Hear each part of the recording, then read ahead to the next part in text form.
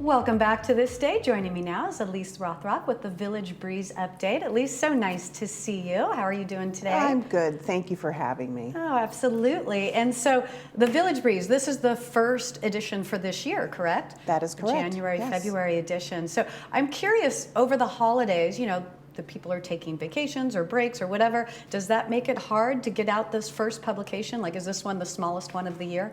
No, it's not. The Breeze is always 56 pages, and we plan in advance for content to come in and let the printer know when files are going to be ready. Everybody pretty much is 24/7, even though it's the holidays. So yeah, so it works out. Matter. How many employees? How many people work on putting this out? I do the majority of the work, and then I have an associate, Susan Logan McCracken, who does some proofing and some other things for me. But it's a pretty lean, mean running machine. Yeah, wow, that's great. It's such a great thing to have. And in this edition, we have the photo contest winners. Yes. So did you have a good turnout on people that put in pictures? We did. It's always difficult to choose the winners and the honorable mentions, and because there are so many folks in the village who have just a really great artistic eye and some great photography skills. So it's fun, and at the same time, it's very difficult. Yes, well, let's look at the #1 winner of the magazine. I mean, these are National Geographic type photos. I would agree. Yeah. I would agree. I think definitely. people are going to be blown so away. I hope people will definitely look at the winners as well as the honorable mentions, because there are some really great images in there. And so who took first place? So first place is Don Balzer with While at Dana Point Harbor. And this is a fabulous shot of a shorebird. I mean, the timing couldn't be any more perfect. And it's just a great shot. So yes. What do you think, what were the things you were looking at that you were like, this one is the winner, this is the #1? We look for things like framing, color, detail, sharpness, focus, things like that. But more than anything, it's the framing and whether the image is sharp. Okay. Yeah. I mean, and obviously this bird is in movement. Like that's pretty incredible. Yes, and you must have a nice hard. camera to and know how to work it as well. You can have a nice camera but not know how to work it. And then who takes second place? Second place is Living Amongst Us by Russ Lazar. And obviously this is one of the many coyotes who lives in the Laguna Wilderness area, who may visit the village from time to time. So this one is great because it's another fabulous nature shot. It's very sharp and in focus, and I like the black and white element of it as well. Yeah, I mean, to be able to, you don't just go up to coyotes and see coyotes in their natural habitat all the time, right? Like to be able to have captured this photo is pretty incredible. And then the danger aspect of it. I'm like, how far away were you to be able to capture? So I was curious, is danger a consideration? Well, I know that coyotes aren't that scared of humans. They would rather not associate with us.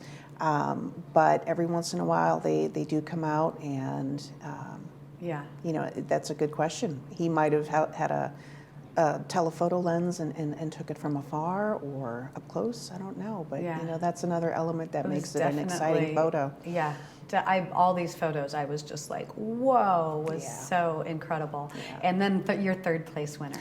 Our third place is Moonlight Beach in Encinitas by Douglas Love. And this is just a wonder of color and angles and different textures. It's just stunning what he was able to capture in that. The depth on that, the way that looks, just incredible. Yeah, I love that photo. Very beautiful. It must have been so difficult to find your winner. It really is. People take photos of what they love. And then they share that with you. And to have to decide among all of these photos who wins and who's an honorable mention, and it's difficult. But it's always fun, and I'm always grateful for the submissions that residents send in. And so in the magazine, residents can go to the magazine and see the honorable mentions as well.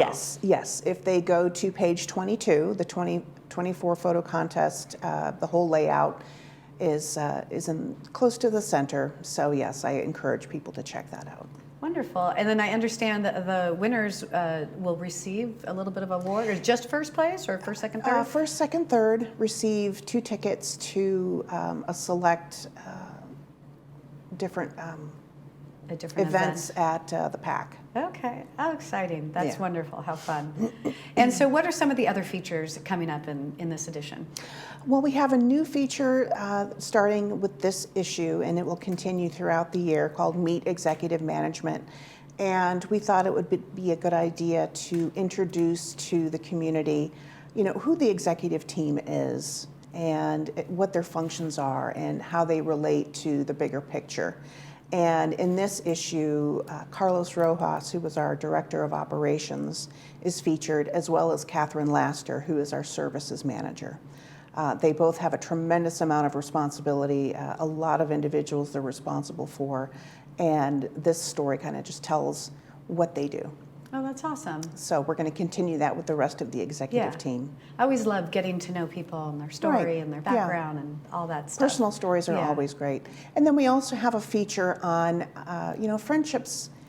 Making friendships at any point in your life can be difficult, and especially difficult at this stage in life where, you might have moved from someplace else, you're downsizing your home, you're unfamiliar with your surroundings and what may be available to you. And this is kind of a little tutorial on, how you can keep friendships alive at this stage, or make new friends. Because having friends is so important for your mental and your physical health.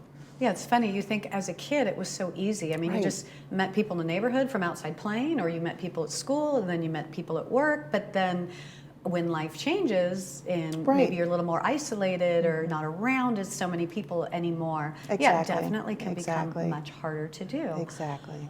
So where can residents get a copy of the Village Breeze?